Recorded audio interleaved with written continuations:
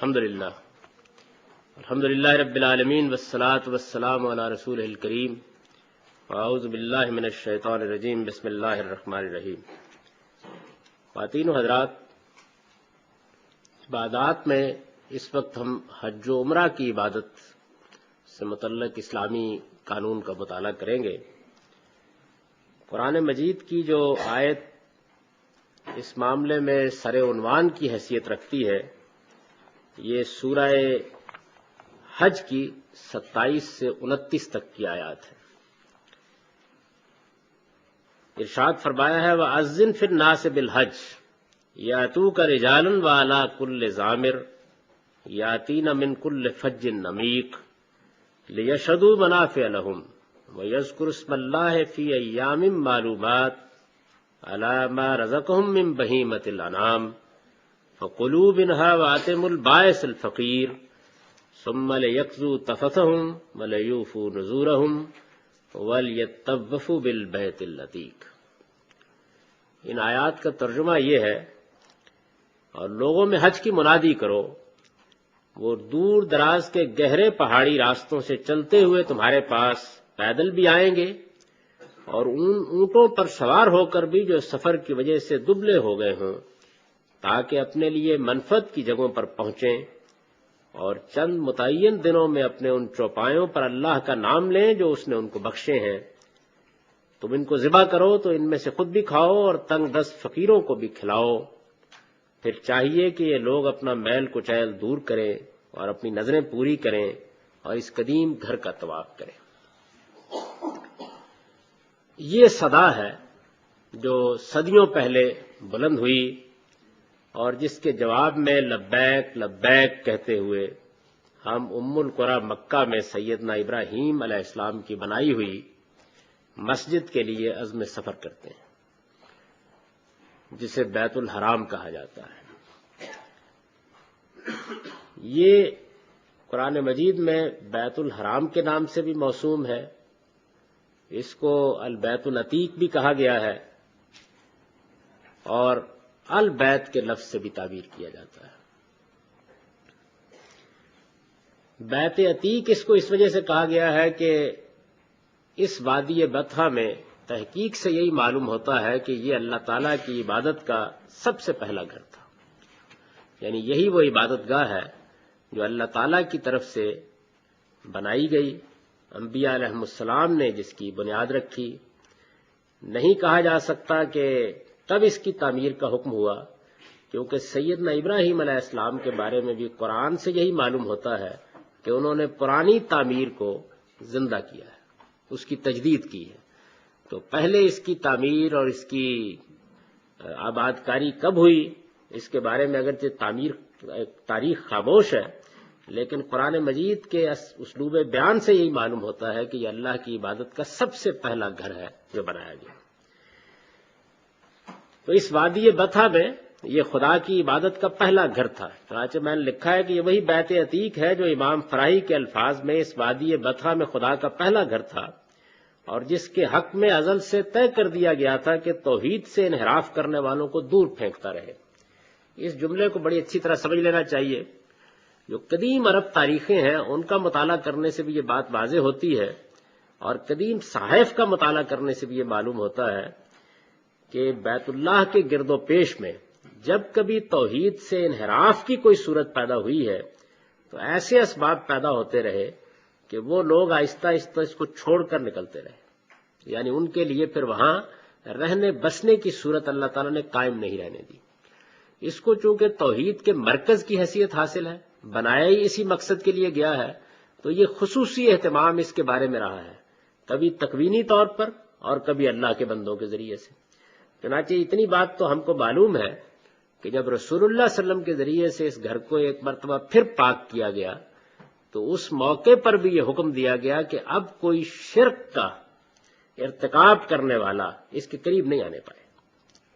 تو مسلمانوں کو بھی اس بات کا پابند کر دیا گیا کہ مشرکین اس گھر کے قریب نہیں رہ سکتے، اور اس سے پہلے بھی اللہ کا یہی اس کے بارے میں قاعدہ رہا۔ چنانچہ قرآن مجید نے اس کو بالکل واضح کر دیا۔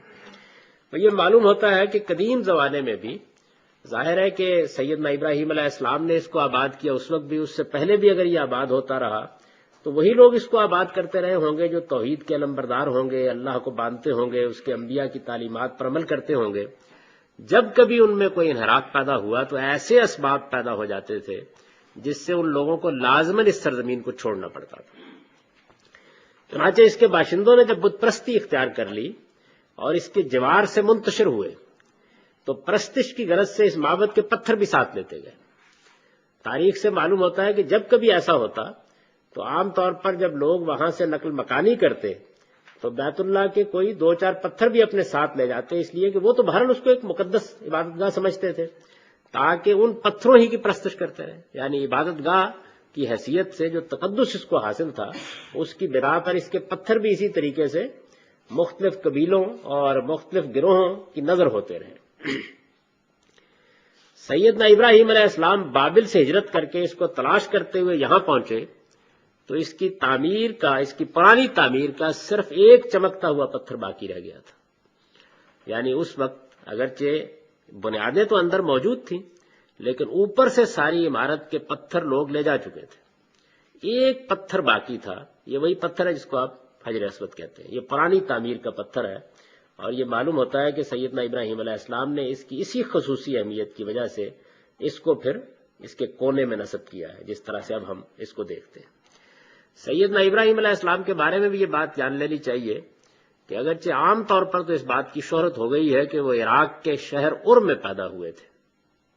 یہ عراق کا شہر ار قدیم تمدن میں بڑی اہمیت کا حامل رہا ہے، اور محققین یہی کہتے تھے کہ اس میں وہ پیدا ہوئے تھے، وہیں انہوں نے اپنی دعوت پیش کی۔ وہ جو واقعہ پیش آیا ان کے باپ کے ساتھ، ان کے مکالمے کا، اور پھر بادشاہ کے ساتھ، یہ سب وہیں ہوا، اور پھر اسی شہر سے انہوں نے ہجرت کی۔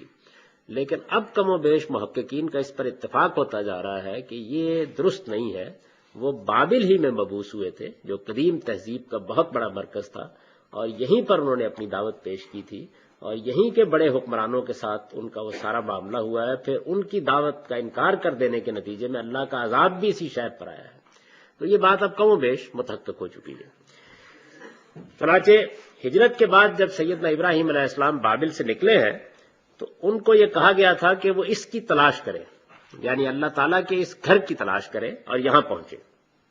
تو اس کو تلاش کرتے ہوئے یہاں پہنچے تو اس کی پرانی تعبیر کا صرف ایک چمکتا ہوا پتھر باقی رہ گیا تھا۔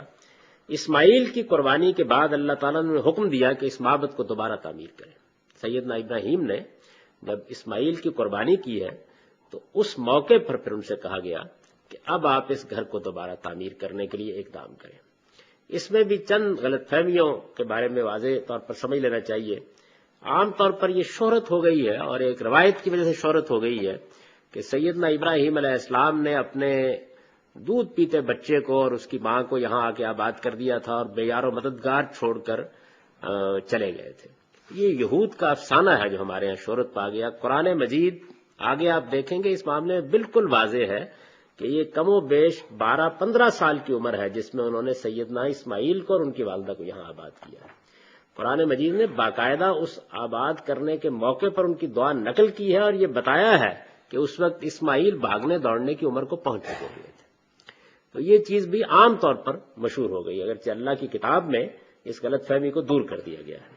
تو جب انہوں نے قربانی کی ہے اس کے بارے میں یہ معلوم ہے کہ فلما بلغ معہ السعی کے الفاظ آئے ہیں، یعنی اسماعیل باپ کے ساتھ بھاگ دوڑ کی عمر کو پہنچ چکے تھے۔ اس موقع پر انہوں نے قربانی کی، اور قربانی جب اللہ تعالیٰ نے ان کی قبول فرما لی، یعنی اسماعیل قربان نہیں ہوئے بلکہ جو ان کے خواب کی اصل تعبیر تھی کہ اسماعیل کو اس معبد کی خدمت کے لیے نذر کر دیا جائے، وہ قبول کر لی گئی، اور پھر اس معبد کو تعمیر کرنے کا حکم دیا گیا۔ یہ کہا گیا کہ اب اس کی دوبارہ تعمیر کی جائے۔ چنانچہ باپ بیٹے دونوں نے مل کر اسی یادگار پتھر کے نیچے زمین کھودنا شروع کی۔ ایک پتھر تھا پڑا ہوا، اسی کے نیچے انہوں نے زمین کھودنا شروع کی۔ پرانی بنیادیں کچھ تگو دو کے بعد نکل آئیں تو انہیں بلند کیا، اور اس پتھر کو عمارت کے ایک گوشے میں نصب کر دیا۔ اسماعیل اسی گھر کی نظر کیے گئے تھے، لہذا وہ اس کے خادم مقرر ہوئے۔ یہ اچھی طرح سمجھ لینا چاہیے کہ جو خواب ان کو دکھایا گیا تھا اس میں اصلاً مقصود بیٹے کو ذبح کرنا نہیں تھا بلکہ اللہ کے گھر کی خدمت کے لیے نذر کر دینا تھا۔ سیدنا ابراہیم علیہ السلام نے اس کی تعویل نہیں کی، بلکہ جیسے خواب دیکھا اس پر عمل کرنے کے لیے تیار ہو گئے۔ یہ ظاہر ہے کہ انابت، اللہ تعالیٰ کی محبت، اللہ تعالیٰ کے حکم کے امتثال کے لیے غیر معمولی جذبہ تھا جس کا ان سے ظہور ہوا، اور اللہ تعالیٰ نے اس کی تحسین بھی کی، لیکن فرمایا یہ کہ ابراہیم قد صدقت الرؤیا، آپ نے تو خواب کو بیان ہی سچ کر دکھایا۔ یعنی اس میں جو اصل حکم مضمر تھا وہ نظر کر دینے کا حکم تھا، اور جب اللہ تعالیٰ نے قبول فرما لیا تو پھر اس کے بعد اسماعیل کو آباد کر دیا گیا کہ وہ اب اس گھر کے متولی ہوں گے اور وہی اس کے تمام امور انجام دیں گے۔ اسماعیل اسی گھر کی نظر کیے گئے تھے، لہذا وہ اس کے خادم مقرر ہوئے، اور اللہ کے حکم سے یہ صدا بلند کر دی گئی کہ لوگ اب خداوند کی نظر چڑھانے کے لیے آئے۔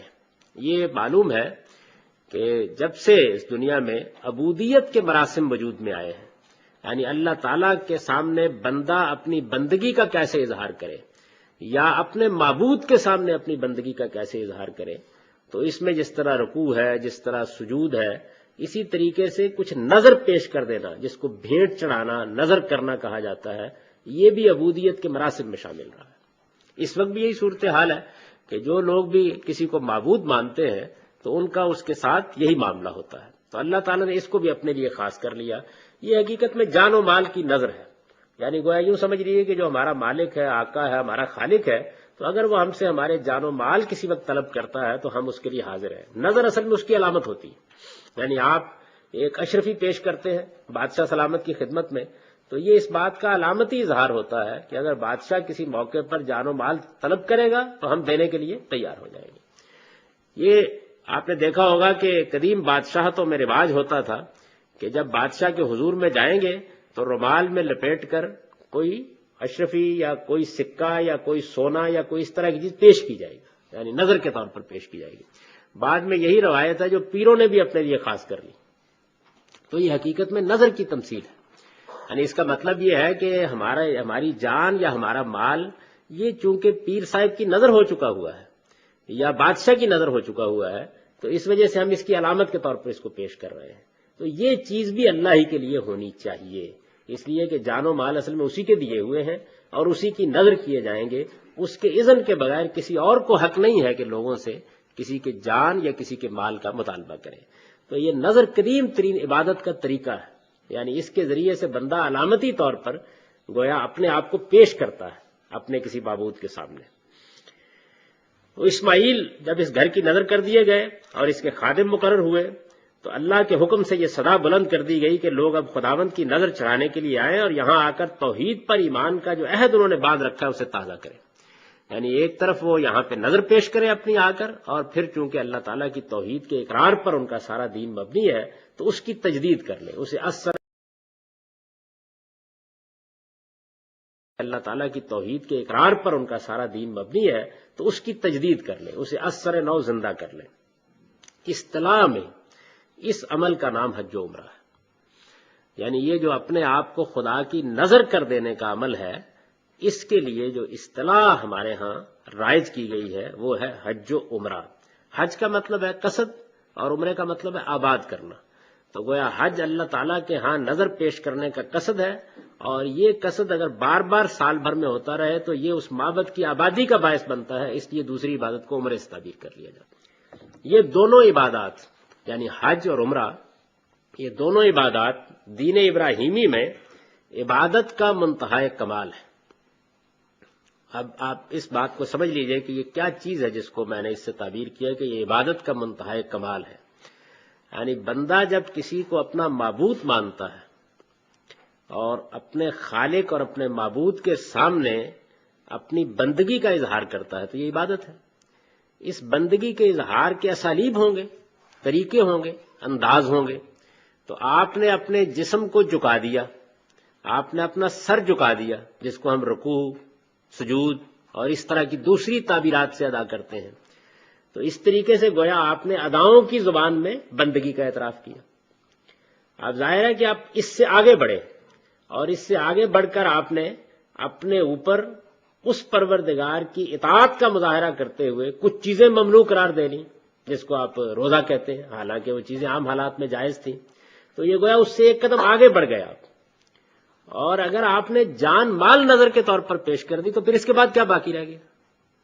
یعنی جو بندگی کے مراسم تھے ان میں جب آپ نے آخر میں جا کر یہ کہا کہ جان بھی حاضر ہے مال بھی حاضر ہے، تو جان اور مال کی نظر اللہ کے لیے پیش کر دینا، اپنے آپ کو گویا اللہ کے سامنے پیش کر دینا، اس کو قرآن مجید نے بیان کیا ہے دوسری جگہ پر، آپ یہ دیکھیں گے، اور یہ بتایا ہے کہ کس طریقے سے اللہ تعالیٰ بندوں سے یہی تقاضا کرتے ہیں۔ یہ آگے قرآن مجید کے حوالے زیر بحث آ رہا ہے۔ اصطلاح میں اس عمل کا نام حج و عمرہ ہے۔ یہ دونوں عبادات دین ابراہیمی میں عبادت کا منتہا کمال ہے۔ قرآن نے صاف اعلان کیا ہے کہ اسلام در حقیقت اللہ تعالیٰ کے ساتھ ایک معاہدہ بیع و شراء ہے۔ اسلام کیا ہے؟ یعنی اللہ تعالیٰ کے ساتھ ہم نے ایک عہد باندھا ہے، اور یہ خرید و فروخت کا عہد ہے۔ یہ عہد کیا ہے؟ پروردگار یہ کہتے ہیں کہ میں نے اپنی ابدی بادشاہی تمہارے لیے خاص کر دی، مرنے کے بعد جب تم اٹھائے جاؤ گے تو تم میرے حضور میں پیش ہوگے، اور میں ایک ایسی دنیا میں تم کو داخل کروں گا کہ جس دنیا میں وہ سب نعمتیں تمہارے لیے ہوں گی جن کا تم تصور کر سکتے ہو۔ اسی کو قرآن مجید کہیں جنت سے تعبیر کرتا ہے، کہیں فردوس سے تعبیر کرتا ہے، کہیں عدن سے تعبیر کرتا ہے، اور یہ بتاتا ہے کہ اصل دنیا وہ ہے جو اللہ پروردگار عالم نے اپنے بندوں کے لیے بنا رکھی، اصل دنیا وہ ہے۔ اب اس دنیا کو استحقاق کی بنیاد پر دینے کے لیے اللہ تعالیٰ کہتے ہیں کہ اس دنیا میں تم اپنے جان و مال میری نظر کر دو، پیش کر دو۔ تو اس کو قرآن مجید نے اسی طرح تعبیر کیا ہے۔ قرآن نے صاف اعلان کیا ہے کہ اسلام در حقیقت اللہ تعالیٰ کے ساتھ ایک معاہدہ بیع و شراء ہے، جس میں ہم اپنا جان و مال اس بہشت بری کے عوض بیچ دیتے ہیں جو ہمارے پروردگار نے ہمارے لیے تیار کر رکھی ہے۔ گویا ہم جان و مال قیمت کے طور پر پیش کر دیتے ہیں، اور اس کے عوض کی حیثیت سے جنت ہمارے لیے خاص کر دی جاتی ہے۔ یہ معاہدہ بیع و شراء ہے۔ قرآن مجید نے ارشاد فرمایا ان اللہ اشتری من المؤمنین انفسهم واموالهم بان لهم الجنہ۔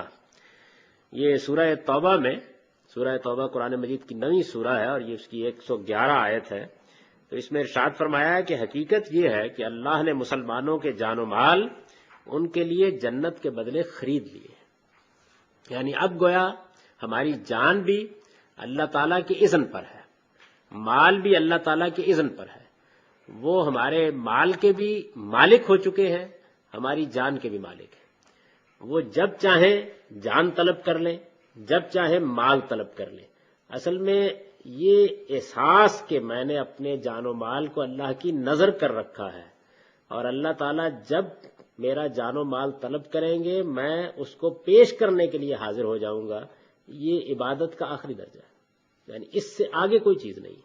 گویا بندے نے اپنے معبود کے لیے اپنی عزیز ترین متاع پیش کرنے کا فیصلہ کر لیا ہے۔ روز اس کا موقع نہیں آتا، یعنی مال غریبوں پر آپ خرچ کرتے ہیں، مسکینوں پر خرچ کرتے ہیں، تو گویا یہ خدا کا وہی حق ادا کرتے ہیں۔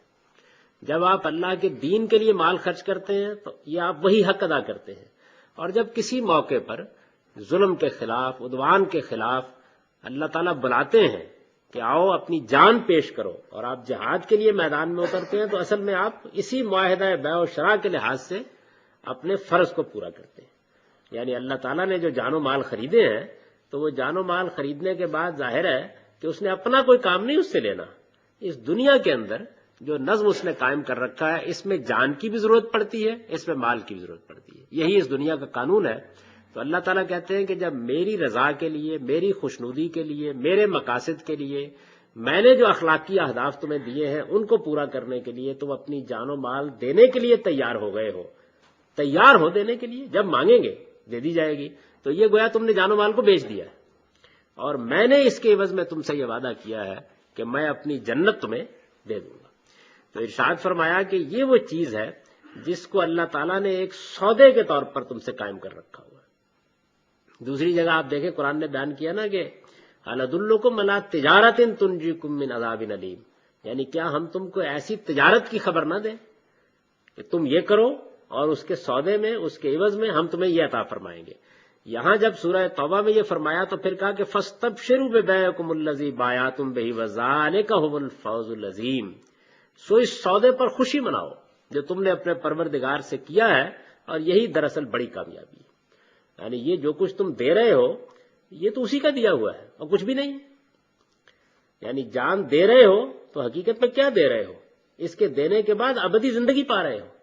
مال دے رہے ہو تو حقیقت میں کیا دے رہے ہو؟ اس مادی دنیا کے خزف ریزے دے رہے ہو، اس کے نتیجے میں خدا کی ابدی بادشاہی پا رہے ہو. تو اس وجہ سے یہ جو سودا ہے، یہ جس کو اللہ توفیق دے کہ وہ اللہ کے ساتھ کر لے، اس سے بڑی پھر اس کے لیے کوئی خوشخبری نہیں. گویا اس نے اس بات کو شعوری طور پر سمجھ لیا کہ اس دنیا میں میری جان اور میرا مال یہ اللہ کے لیے رہنا چاہیے، اور اللہ کے لیے رہنا چاہیے، اللہ کے لیے وقف ہونا چاہیے، اللہ کی نظر ہونا چاہیے. یہی اسلام کی حقیقت ہے. اسی وجہ سے اسلام کے معنی حوالے کر دینے کے، سپرد کر دینے کے. یعنی آدمی نے اپنے جان و مال کو اللہ کے سپرد کر رکھا ہے تو گویا وہ مسلمان ہے، وہ اسلام میں آ گیا ہے. یہ اللہ کے سپرد کر رکھنا یاد دہانی کا تقاضا کرتا ہے. اور میں اس سے پہلے عرض کر چکا ہوں کہ تمام عبادات اصل میں کیا ہے؟ حقائق کی یاد دہانی ہے. رکوع و سجود کیا ہے؟ اس بات کی یاد دہانی ہے دن میں 5 وقت کہ خدا کے بندے ہو، زمین پر اکڑ کر نہ چلو، اس پروردگار کے سامنے جھک کر رہو جس نے تم کو بنایا ہے. اس بات کی یاد دہانی ہے. روزہ کیا ہے؟ اس بات کی یاد دہانی ہے کہ خدا کے حکم پر تمہیں زندگی بسر کرنی. اس نے اگر پابند کر دیا ہے کہ تم اپنے منہ میں ایک کھیل بھی نہیں ڈال سکتے تو نہیں ڈالو گے. تو یہ یاد دہانی کو قائم رکھنے کے لیے، یاد قائم رکھنے کے لیے عبادات ہے. عبادات کچھ نہیں ہے مگر یہ کہ اصل حقائق کی یاد دہانی کراتی ہیں، ان کو زندہ رکھتی ہیں، بیدار رکھتی ہیں. تو میری جان اللہ کی ہے، میرا مال اللہ کا ہے. یہ جان و مال کی جو نظر ہے جو میں خدا کے حضور میں پیش کرتا ہوں، اس کی بھی یاد دہانی کی ضرورت ہے. یاد رہے آدمی کو کہ میں نے یہ کیا ہوا ہے. تو اپنے معبود کے لیے جذبہ پرستش کا یہ آخری درجہ ہے. اپنے معبود کے لیے جذبہ پرستش کا یہ آخری درجہ ہے کہ اس کے طلب کرنے پر بندہ اپنا جان و مال سب اس کے حضور میں نظر کر دینے کے لیے حاضر ہو جائے. اس سے آگے کوئی درجہ نہیں ہے. حج و عمرہ اسی نظر کی تمثیل ہے. حج اور عمرہ کیا ہے؟ یہ جو نظر ہے، جان کی نظر، مال کی نظر، اس کو ایک تمثیل کے انداز میں ہم وہاں اپنے سامنے گویا لے آتے ہیں. ایک تمثیل کے انداز میں، جس طرح سے کسی چیز کو آپ علامتی طور پر بیان کرتے ہیں، علامتی طور پر سامنے لاتے ہیں، علامتی طور پر ڈیمانسٹریٹ کرتے ہیں، علامتی طور پر پرفارم کرتے ہیں، تو یہ اس کی ایک نوعیت بن جاتی ہے. تمثیل ہے یہ حقیقت میں کس چیز کی؟ جان و مال کو نظر کے طور پر پیش کر دینے. جان حاضر ہے، مال بھی حاضر. اپنے معبود کے لیے جذبہ پرستش کا یہ آخری درجہ ہے کہ اس کے طلب کرنے پر بندہ اپنا جان و مال سب اس کے حضور میں نظر کر دینے کے لیے حاضر ہو جائے. حج و عمرہ اسی نظر کی تمثیل ہے. یہ دونوں ایک ہی حقیقت کو ممثل کرتے ہیں. یعنی نظر ہی کی حقیقت ہے، اپنے آپ کو خدا کے لیے پیش کر دینے ہی کی حقیقت ہے. حقیقت یہ ہے جس کو یہ ممثل کرتے ہیں، یعنی ہمارے سامنے ایک تمثیل کے طور پر لاتے ہیں. فرق صرف یہ ہے کہ عمرہ اجمال ہے اور حج اس لحاظ سے اس کی تفصیل کر دیتا ہے کہ اس میں وہ مقصد بھی بالکل نمایاں ہو کر سامنے آ جاتا ہے جس کے لیے جان و مال نظر کر دینے کا مطالبہ کیا گیا. یعنی جان و مال کس لیے نظر کی جائے؟ اللہ تعالیٰ کے لیے ہے، لیکن کیا مقصد ہے جس کے لیے اللہ تعالیٰ چاہتے ہیں کہ جان و مال نظر کر دے؟ تو عمرے میں تو محض نظر کی تمثیل سامنے آتی ہے اجمال کے ساتھ کہ ہم پیش کر رہے ہیں، لیکن حج میں وہ مقصد بھی نمایاں ہو جاتا ہے جس کے لیے اللہ تعالیٰ جان و مال کا مطالبہ کرتے ہیں، یا جان و مال جس کے لیے ہم کو اللہ کی نظر کرنی چاہیے. اب وہ کیا چیز ہے، وہ کیا مقصد ہے جس کے لیے اللہ تعالیٰ کہتے ہیں کہ میں نے جنت دینے کا وعدہ کیا ہے، تم اپنے جان و مال مجھے پیش کر دو؟ وہ اصل مقصد کیا ہے جس کے لیے خدا نے جان بھی مانگی ہے اور مال بھی مانگا ہے؟ اس کو سمجھنا چاہیے. اس کو بھی زیر بحث لائیں گے. اب اس کا وقت ختم ہو رہا ہے. وآخر دعوانا الحمدللہ.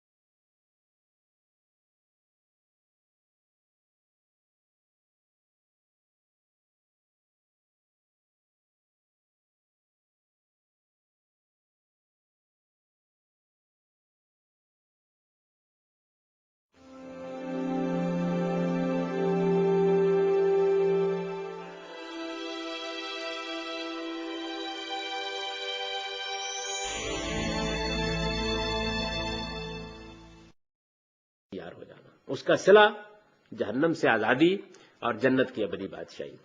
تو پیغمبر جب اس کے لیے بلاتے ہیں تو یہ کہتے ہیں اللہ کے مددگار بنو، یعنی اللہ تعالیٰ کو شیطان کے خلاف اس جنگ میں انسانوں کی یہ مدد چاہیے، یہ نہیں کہ اللہ کسی مدد کا محتاج ہے، اس نے جو اسکیم بنائی ہے اس میں انسانوں ہی کو اس جنگ میں مدد کرنی ہے، تو اس وجہ سے اس کو نصرت الہی سے تعبیر کیا جاتا ہے، اللہ کی مدد کے لیے برسر جنگ ہو جانا، یعنی شیطان نے جو چیلنج خدا کو دیا ہے اس میں شیطان کو ناکام کرنے کے لیے اپنے آپ کو اللہ کے لشکر میں سپاہی کے طور پر پیش کر دینا، یہ نصرت دین ہے، نصرت الہی ہے۔ تو اس کی صدا تاریخ میں بارہا اسی مقصد سے بلند کی ہے۔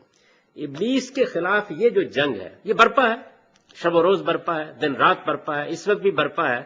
ہماری پوری زندگی اصل میں اسی میدان جنگ میں ہے، یعنی جب ہم شعور کی عمر کو پہنچتے ہیں تو یہ جنگ برپا ہو جاتی ہے۔ ایک طرف شیطان اور اس کی قوتیں ہیں، دوسری طرف اللہ تعالیٰ کی یہ دعوت ہے، اور اللہ تعالیٰ یہ کہہ رہے ہیں کہ تم اپنے جان و مال پیش کرو، میری مدد کرو، تاکہ شیطان کو شکست ہو اور میں قیامت کے دن یہ کہہ سکوں کہ میری اسکیم بالکل درست تھی، میں نے جو انسان بنائے تھے انہوں نے اس آزمائش میں پورے اتر کر جنت کی ابدی بادشاہی حاصل کر لی۔ اس سے بڑی اللہ تعالیٰ کے لیے کوئی بات نہیں ہو سکتی۔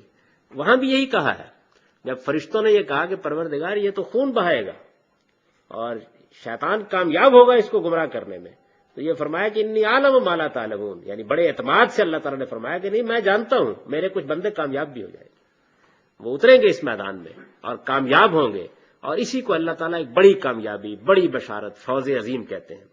تو اب یہ جو جنگ برپا ہے اس دنیا کے اندر، جس جنگ میں ہم مصروف ہیں، اس جنگ کا شعور اور احساس یہ اسلام ہے۔ اسلام کیا ہے؟ وہ اصل میں اس بات کا احساس ہے کہ میں اس جنگ میں اپنے جان و مال اللہ کی نظر کر چکا ہوں، یہ احساس ہے۔ اس کی یاد دہانی کے لیے جس طریقے سے نماز کے بارے میں کہا ہے نا کہ وہ خدا کو یاد دلاتی رہتی ہے، جب ہم رکوع و سجود کرتے ہیں تو گویا ہمیں اس بات کی یاد دہانی ہوتی رہتی ہے کہ ہمارا ایک پروردگار ہے۔ تو حج اور عمرہ اصل میں اس جنگ کو یاد دلاتے رہتے ہیں کہ یہ جنگ برپا ہے، اس جنگ میں تم مصروف ہو۔ اس یاد دہانی کے لیے اللہ تعالیٰ نے اپنا گھر بنایا، ایک معبد بنایا، اور پھر حج و عمرہ کے لیے وہ صدا بلند کی جس صدا کا ہم ذکر کر چکے ہیں، جس سے ہماری اس بحث کی ابتدا ہوئی تھی۔ ابلیس کے خلاف اس جنگ کو حج میں ممثل کیا گیا ہے، گویا حج تمثیل ہے اس جنگ کی۔ اس میں ہم اللہ کے ساتھ کھڑے ہو جاتے ہیں، لبیک لبیک کہتے ہوئے اللہ کے حضور میں حاضر ہو جاتے ہیں، اور اللہ کی نصرت کی دعوت کے اوپر اپنے جان و مال کو نظر کے طور پر پیش کر دینے کو ممثل کرتے ہیں، یا اگر سمجھنے کے لیے اس لفظ کو قبول کرتے تو ڈرامٹائز کرتے ہیں، یعنی ایک طریقے سے ایک تمثیل کی صورت میں وہ چیز ہمارے سامنے آتی ہے۔ یہ تمثیل کیسی ہے، کس طرح؟ تو میں نے اس کو چند لفظوں میں بیان کر دیا، پورے حج کو سامنے رکھ کر۔ اللہ کے بندے، یہ تمثیل اس طرح ہے، اللہ کے بندے، اب یہ دیکھیے کہ یہ تمثیل واقع ہو رہی ہے، برپا ہو رہی ہے۔ اللہ کے بندے اپنے پروردگار کی ندا پر دنیا کے مال و متاع اور اس کی لذتوں اور مصروفیتوں سے ہاتھ اٹھاتے ہیں، یعنی گویا جو آخری درجے میں جان و مال کا مطالبہ ہو سکتا ہے وہ تمثیل کے انداز میں سامنے آ گیا ہے۔ جس وقت آپ حج و عمرہ کے لیے جاتے ہیں تو گویا آپ نے دنیا کے مال و متاع اور اس کی لذتوں اور مصروفیتوں سے ہاتھ اٹھا لیا، اس لیے کہ اگر دنیا میں بھی کبھی آخری جنگ کے لیے بلا لیا گیا تو ایسے ہی ہاتھ اٹھانے ہوں گے۔ جب کبھی دنیا میں کوئی مارکا برپا ہو جاتا ہے جس میں جان و مال سب کچھ پیش کر دینے کی ضرورت پیش آ جاتی ہے تو یہی ہوگا نا، تو تمثیل شروع یہاں سے ہوتی ہے۔ اللہ کے بندے اپنے پروردگار کی ندا پر دنیا کے مال و متاع اور اس کی لذتوں اور مصروفیتوں سے ہاتھ اٹھاتے ہیں، پھر لبیک لبیک میں حاضر ہوں، میں حاضر ہوں کہتے ہوئے میدان جنگ میں پہنچتے اور بالکل مجاہدین کے طریقے پر ایک وادی میں ڈیرے ڈال دیتے۔ حج یہاں سے شروع ہوتا ہے، لبیک لبیک کہتے ہوئے لوگ منا میں جا کے ڈیرے ڈال دیتے ہیں۔ اگلے دن ایک کھلے میدان میں پہنچ کر اپنے گناہوں کی معافی مانگتے، اس جنگ میں کامیابی کے لیے دعا و مناجات کرتے اور اپنے امام کا خطبہ سنتے۔ یعنی اب گویا میدان میں لشکر اترنے والا ہے تو اس سے پہلے معبد میں کھڑے ہو کر دعا و مناجات اور اللہ کے حضور میں عرضداشت کی جاتی ہے کہ ہم اس میں کامیاب ہوں جس جنگ میں ہم ہیں۔ یاد ہوگا کہ رسالت آپ صلی اللہ علیہ وسلم نے بدر کے موقع کے اوپر پوری رات اس میں بسر کی تھی، جس میں آپ نے دعا کی تھی اللہ تعالیٰ سے کہ کل اس مارکے میں مجھے کامیابی حاصل ہو۔ اگلے دن ایک کھلے میدان میں پہنچ کر اپنے گناہوں کی معافی مانگتے، اس جنگ میں کامیابی کے لیے دعا و مناجات کرتے اور اپنے امام کا خطبہ سنتے ہیں۔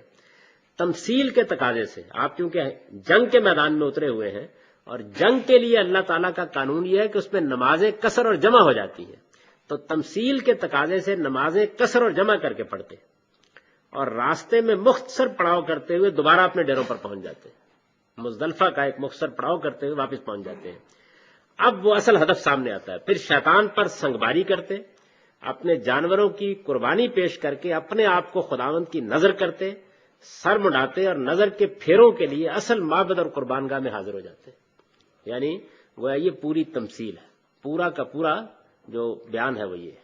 اس تمثیل کو ایک مرتبہ پھر دیکھ لیجئے کہ اللہ کے بندے اپنے پروردگار کی ندا پر دنیا کے مال و متاع اور اس کی لذتوں اور مصروفیتوں سے ہاتھ اٹھاتے ہیں، پھر لبیک لبیک کہتے ہوئے میدان جنگ میں پہنچتے اور بالکل مجاہدین کے طریقے پر ایک وادی میں ڈیرے ڈال دیتے ہیں، اگلے دن ایک کھلے میدان میں پہنچ کر اپنے گناہوں کی معافی مانگتے، اس جنگ میں کامیابی کے لیے دعا و مناجات کرتے اور اپنے امام کا خطبہ سنتے ہیں، اس لیے کہ جہاد کبھی امام کے بغیر نہیں ہوتا، تمثیل کے تقاضے سے، یعنی اس کے لیے کوئی ضروری نہیں ہے کہ آپ مسافر ہیں یا کیا ہے، مقامی ہو یا کچھ ہو، تمثیل کے تقاضے سے، کیونکہ ہم میدان جہاد میں اترے ہوئے ہیں تو تمثیل کے تقاضے سے نمازیں قصر اور جمع کر کے پڑھتے اور راستے میں مختصر پڑاؤ کرتے ہوئے جیسے کہ فوجیں کرتی ہیں دوبارہ اپنے ڈیرے پر پہنچ جاتے ہیں، پھر شیطان پر سنگباری کرتے، اب گویا جس اصل ہدف پر آپ پہنچ گئے ہیں، جس کے خلاف آپ نے جنگ کرنی ہے، پھر شیطان پر سنگباری کرتے، اپنے جانوروں کی قربانی پیش کر کے اپنی جان دینی تھی تو اس کی علامت کے طور پر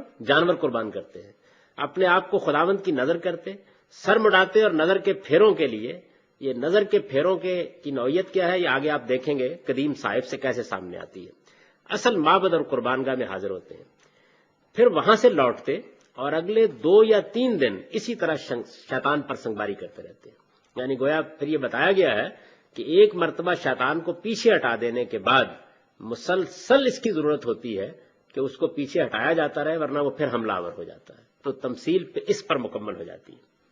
اب حج و عمرہ کی جو خاص اصطلاحات ہیں ان کے حوالے سے دیکھیے یہ تمثیل کیسے پایا تکمیل کو پہنچتی ہے، اس لحاظ سے دیکھیے تو حج و عمرہ میں احرام، سب سے پہلے احرام باندھا جاتا ہے، اس لحاظ سے دیکھیے تو حج و عمرہ میں احرام اس بات کی علامت ہے کہ بندہ مومن نے دنیا کی لذتوں، مصروفیتوں اور مرغوبات سے ہاتھ اٹھا لیا ہے اور 2 انسلی چادروں سے اپنا بدن ڈھانپ کر وہ برہنہ سر اور کسی حد تک برہنہ پا بالکل راہبوں کی صورت بنائے ہوئے اپنے پروردگار کے حضور میں پہنچنے کے لیے گھر سے نکل کھڑا ہوا ہے، یعنی گویا یہ جو آپ احرام کا لباس پہنتے ہیں تو یہ اس بات کی علامت ہوتی ہے کہ بالکل میں نے دنیا چھوڑ دی ہے، پروردگار، یعنی آخری تمثیل کا آخری درجہ یہ ہے کہ اگر کبھی یہ ضرورت پڑ گئی کہ خدا نے سب کچھ مانگ لیا تو گویا سب کچھ مانگنے کا آپ علامتی اظہار کرتے ہیں، احرام باندھ کر حاضر ہوں اس کے لیے۔ تلبیہ، احرام کے بعد آپ فوراً لبیک اللہم لبیک پڑھنا شروع کرتے ہیں، اس کو اصطلاح میں تلبیہ کہا جاتا ہے۔ تلبیہ اس صدا کا جواب ہے جو سیدنا ابراہیم علیہ السلام نے بیت الحرام کی تعمیر نو کے بعد اللہ تعالیٰ کے حکم سے ایک پتھر پر کھڑے ہو کر بلند کی تھی، یہ وہ صدا ہے جس کا حوالہ قرآن نے دیا ہے کہ جب ہم نے ابراہیم سے اپنا گھر تعمیر کرایا تو پھر کہا کہ اذن فی الناس بالحج، اب لوگوں میں اعلان کر دو کہ وہ اپنی جان و مال کی نظر پیش کرنے کے لیے اور توحید کا اقرار کرنے کے لیے اس گھر کا حج کرنے آئے، تو وہ صدا جو اس وقت بلند کی گئی اس کے بارے میں یہ کہا گیا کہ بس اس پتھر پر کھڑے ہو کر یہ صدا بلند کر دو، اللہ اس صدا کو انسانوں کے کانوں تک پہنچائے گا اور اس کے بعد لوگ دور دراز کے راستوں سے سفر کرتے ہوئے آئیں گے۔ چنانچہ اس کے جواب میں ہم کہتے ہیں، یہ جب کہتے ہیں انہوں نے کہا تھا کہ آؤ اس مقصد کے لیے، تو ہم کہتے ہیں لبیک اللہم لبیک۔ تلبیہ اس صدا کا جواب ہے جو سیدنا ابراہیم علیہ السلام نے بیت الحرام کی تعمیر نو کے بعد اللہ تعالیٰ کے حکم سے ایک پتھر پر کھڑے ہو کر بلند کی تھی۔ اب یہ صدا دنیا کے گوشے گوشے تک پہنچ چکی ہے اور اللہ کے بندے اس کی نعمتوں کا اعتراف اور اس کی توحید کا اقرار کرتے ہوئے اس صدا کے جواب میں لبیک اللہم لبیک کا یہ دل نواز ترانہ پڑھتے ہیں۔ طواف نظر کے پھیرے ہیں، دین ابراہیمی میں یہ روایت قدیم سے چلی آ رہی ہے کہ جس کی قربانی کی جائے یا جس کو معبد کی خدمت کے لیے نظر کیا جائے اسے معبد یا قربان گاہ کے سامنے پھرایا جائے۔ آپ نے دیکھا ہوگا کہ یہ ہمارے یہاں ہندو مت میں بھی یہ پرانی تعبیر موجود ہے، جب نظر کیا جاتا ہے تو ایک طرح سے پھیرے سے دیے جاتے ہیں، اسی سے نکاح کے پھیرے ہیں جو ان کے ہاں ایک روایت بن گئی، یہ بڑی قدیم روایت ہے کہ جس کو نظر کیا جائے گا اس کو پھیرے دیا جائے گا۔ آپ نے دیکھا ہوگا کبھی کبھی ہماری خواتین بعض اوہام کی وجہ سے نظر اتارتی ہیں تو اس وقت بھی اس طریقے سے پھیرے سے دیتی ہیں۔ تو یہ بڑی قدیم روایت ہے۔ اس روایت میں حقیقت میں گویا آدمی وار رہا ہوتا ہے اپنے آپ کو، تو اس کے لیے یہ ایک تعبیر اختیار کی گئی ہے۔ علامت ہے، چونکہ آپ نے علامتی لحاظ سے ایک چیز کو اپنے ذہن میں تازہ رکھنا ہے، تو اس کی یاد تازہ رکھنے کے لیے طواف کیا ہے؟ نظر کے پھیرے ہیں۔ دین ابراہیمی میں یہ روایت قدیم سے چلی آ رہی ہے کہ جس کی قربانی کی جائے یا جس کو معبد کی خدمت کے لیے نظر کیا جائے اسے معبد یا قربانگاہ کے سامنے پھرایا جائے۔ تورات کے مترجموں نے اسی بات کو جگہ جگہ ہلانے کی قربانی اور خداوند کے آگے گزراننے سے تعبیر کیا ہے۔ تورات آپ پڑھیں نا تو اس میں جب قربانی کی جاتی ہے تو ایسے ہی کیا جاتا ہے۔ ہمارے ہاں تو قربانی ہم اپنے گھر میں کر لیتے ہیں، اس میں اب وسعت پیدا کر دی گئی ہے۔ ان کے ہاں قربانی معبد میں ہوتی تھی، اور معبد میں جب قربانی کی جاتی ہے تو اس موقع کے اوپر جو قربان گاہ ہے اس قربان گاہ کے سامنے وہ اس طریقے سے قربانی کو گزرانتے ہیں، اس کو گزراننا کہتے ہیں، وہ اسی طریقے سے پھیرے دینے کا عمل ہوتا ہے۔ تو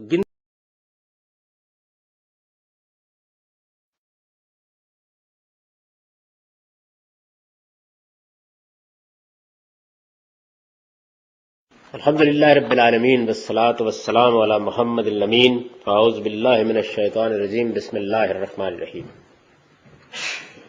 خواتین و حضرات، حج کیا ہے؟ ہم نے اس کی حقیقت کا مطالعہ کرنے کے بعد اب یہ دیکھنا شروع کیا تھا کہ اس کے مختلف مناسک کی کیا نوعیت ہے۔ چنانچہ اس میں ہم نے یہ دیکھا کہ احرام کیا چیز ہے، پھر یہ دیکھا کہ تلبیہ کیا چیز ہے، پھر یہ دیکھا کہ طواف کیا چیز ہے، حجر اسود کا استلام کس چیز کی علامت ہے۔ ان کا ہم مطالعہ اس سے پہلے کی نشستوں میں کر چکے ہیں۔ صحیح اسماعیل علیہ السلام کی قربانگاہ کا طواف ہے، یعنی صحیح کی نوعیت بھی بالکل یہی ہے، وہ بھی طواف ہی ہے۔ چنانچہ قرآن مجید نے اس جانب اشارہ کر دیا، جہاں صفا و مروہ کی صحیح کا ذکر کیا وہ لفظ صحیح استعمال نہیں کیا، یطوف بہما، طوافی کا لفظ استعمال کیا، تاکہ اس کی اصل حقیقت لوگوں پر بالکل نمایاں رہے، انہیں معلوم رہے کہ یہ کیا چیز ہے۔ تو میں اس سے پہلے عرض کر چکا ہوں کہ جب کبھی قربانی دی جاتی تھی دین ابراہیمی میں تو اس کا قدیم روایت میں یہ طریقہ تھا کہ جس کی قربانی کی جائے اس کو معبد کے گرد پھیرے دیتے تھے یا قربانگاہ کے گرد پھیرے دیتے تھے۔ تو بیت اللہ معبد ہے اور سامنے سیدنا اسماعیل کی قربانگاہ ہے۔ تورات سے معلوم ہوتا ہے کہ سیدنا ابراہیم علیہ السلام جب قربانی کے لیے تشریف لائے ہیں، جب انہیں خواب میں دکھایا گیا اور انہیں فیصلہ کیا کہ وہ بیٹے کی قربانی کریں گے، تو وہ یہیں آئے اور انہوں نے صفا کی پہاڑی کے پیچھے اپنے ساتھیوں کو کھڑا کیا، وہیں اپنا سامان رکھا، اور اس کے بعد ان پہاڑیوں کے اندر سے چلتے ہوئے وہ اسماعیل کو مروہ کے پار لے کر گئے اور مروہ کے قریب انہوں نے قربانی کی۔ چنانچہ بائبل میں بہت تفصیل سے ذکر ہے اس کا کہ یہ قربان گاہ مروائی ہے۔ یہ چونکہ ان کا پورا راستہ ہے اور یہ بالکل معبد کے سامنے ہے اور یہ اصل قربان گاہ ہے، تو قدیم روایت کے مطابق پھر اس کے لیے یہ پھیرے مقرر کر دیے گئے۔ یعنی ہم بھی جب اب بیت اللہ میں جاتے ہیں تو اس قربانی کی یاد کے طور پر اپنے جان و مال کی نظر پیش کرنے کا فیصلہ کرتے ہیں، تو جان و مال کی نظر کی علامت کے طور پر قربانی بھی کرتے ہیں اور قربانی کے ساتھ اس کے پھیرے بھی لگاتے ہیں۔ یہ وہ قدیم روایت ہے۔ اگر آدمی اس کی صحیح روح کو سمجھ لے تو پھر اس کے بعد جب وہ بیت اللہ کا طواف کرتا ہے یا صفا و مروہ کا طواف کرتا ہے تو یہ حقیقت اس کی نگاہ میں رہتی ہے کہ یہ در حقیقت میں اپنے آپ کو خدا کے حضور میں پیش کر رہا ہوں، یعنی گویا میں نے اپنے جان و مال کی نظر پیش کرنے کا فیصلہ کر لیا ہے۔ تو صحیح اسماعیل علیہ السلام کی قربانگاہ کا طواف ہے۔ سیدنا ابراہیم نے صفا کی پہاڑی پر کھڑے ہو کر اس قربانگاہ کو دیکھا تھا اور پھر حکم کی تعمیل کے لیے ذرا تیزی کے ساتھ چلتے ہوئے مروہ کی طرف گئے تھے۔ اس میں ظاہر ہے کہ ان کے پیش نظر یہ بھی ہوگا کہ وہ ایک غیر معمولی کام کرنے کے لیے جا رہے ہیں، تو جو خدام ساتھ ہیں ان کی نگاہ نہ پڑے، یعنی اس سے پہلے وہ حکم کی تعمیل سے فارغ ہو جائیں۔ بائبل میں یہ واقعہ اس طرح بیان ہوا ہے۔ تیسرے دن ابراہیم نے نگاہ کی اور اس جگہ کو دور سے دیکھا، یعنی وہ جہاں سے چلے تھے وہاں سے 3 دن کا سفر کر کے وہ یہاں پہنچے، اور پھر انہوں نے دیکھا۔ تب ابراہیم نے اپنے جوانوں سے کہا، تم یہیں گدھے کے پاس ٹھہرو، میں اور یہ لڑکا دونوں ذرا وہاں تک جاتے ہیں اور سجدہ کر کے پھر تمہارے پاس لوٹ آئیں گے۔ کیونکہ یہاں معبد تھا تو انہوں نے ان سے کہا کہ ہم عبادت کے لیے جا رہے ہیں، خدا کے حضور سرفگندہ ہوں گے اور واپس آ جائیں گے۔ یہ کتاب پیدائش میں ذکر ہے۔ چنانچہ صفا و مروہ کا یہ طواف بھی نظر کے پھیرے ہی ہیں، یعنی گویا بیت اللہ کا طواف بھی نظر کے پھیرے ہیں اور یہ بھی نظر کے پھیرے ہیں، اور یہ قدیم روایت ہے جو پہلے معبد کے سامنے اور اس کے بعد قربانی کی جگہ پر لگائے جاتے ہیں۔ تورات سے معلوم ہوتا ہے کہ یہ جس طرح قربانی سے پہلے لگائے جاتے تھے، اسی طرح قربانی کے بعد بھی اس کا کوئی حصہ ہاتھ میں لے کر لگائے جاتے تھے، یعنی دونوں طریقوں کا سراغ ملتا ہے تورات سے کہ قربانی سے پہلے تو آپ جانور کو پھیرے دے دیتے تھے، اور اس کے بعد بعض اوقات ایسا بھی ہوتا تھا کہ قربانی کے گوشت کا کوئی حصہ لے کر پھر قربان گاہ کے پھیرے لگائے جاتے تھے۔ چنانچہ تورات کی جو کتاب خروج ہے اس میں ہے کہ اور تو ہارون کے تخصیصی مینڈے کا سینہ لے کر، یعنی سینے کا گوشت لے کر اس کو خداوند کے روبرو ہلانا تاکہ وہ ہلانے کا ہدیہ ہو، یہ تیرا حصہ ٹھہرے گا۔ تو یہ بڑی قدیم روایت ہے جو ہمیشہ سے چلی آ رہی ہے۔ عرفات معبد کا قائم مقام ہے، یعنی کیا کیا گیا ہے؟ حج کے مناسک کے لیے گویا بیت اللہ کے قائم مقام کی حیثیت اس کو دے دی گئی ہے۔ حج میں یہ معلوم ہے کہ جب لوگ پہنچتے ہیں تو وہ بیت اللہ میں جانا ضروری نہیں ہے، پہلے بیت اللہ میں نہیں جاتے، سیدھے چلے جاتے ہیں، یعنی وہ سیدھے اگر مینا میں چلے جائیں اور حج کے مناسک ادا کریں تو یہ ٹھیک ہے۔ بیت اللہ کا طواف حج میں مؤخر کر کے کیا جاتا ہے، یعنی اس میں جب آدمی قربانی سے اور دوسرے مناسک سے فارغ ہو جاتا ہے تو تب طواف کرتا ہے۔ تو عرفات کو اس میں معبد کا قائم مقام بنا دیا گیا ہے، عبادت گاہ کا قائم مقام ہے۔ گویا اس موقع کے اوپر بہت جمع غفیر اکٹھا ہوتا ہے۔ یہ ممکن نہیں ہوتا کہ سارے کے سارے لوگوں کے لیے بیت اللہ کو اجتماع گاہ بنا دیا جاتا، وہ ایک تنگ جگہ ہے، تو اس وجہ سے عرفات کو معبد کا قائم مقام بنا دیا گیا ہے، جہاں شیطان کے خلاف اس جنگ کے مجاہدین جمع ہوتے، اپنے گناہوں کی معافی مانگتے اور اس جنگ میں کامیابی کے لیے دعا و مناجات کرتے ہیں۔ یعنی اس میدان میں پھر جب جمع ہوتے ہیں لوگ تو پہلے انہوں نے جا کے بالکل اسی طرح جیسے ایک فوج ڈیرے ڈال دیتی ہے، مینا میں ڈیرے ڈال دیے، سامان وہاں رکھ دیا، پھر وہاں سے اٹھ کر عرفات میں گئے اور پھر وہاں پورا دن وہ اپنے امام کا خطبہ سنتے، تمثیل کے تقاضے سے نمازیں قصر اور جمع کر کے پڑھتے، اور پھر اس کے ساتھ اب چونکہ ان کو شیطان کے خلاف جنگ میں اترنا ہے تو اس میں کامیابی کے لیے اللہ سے دعا کرتے ہیں۔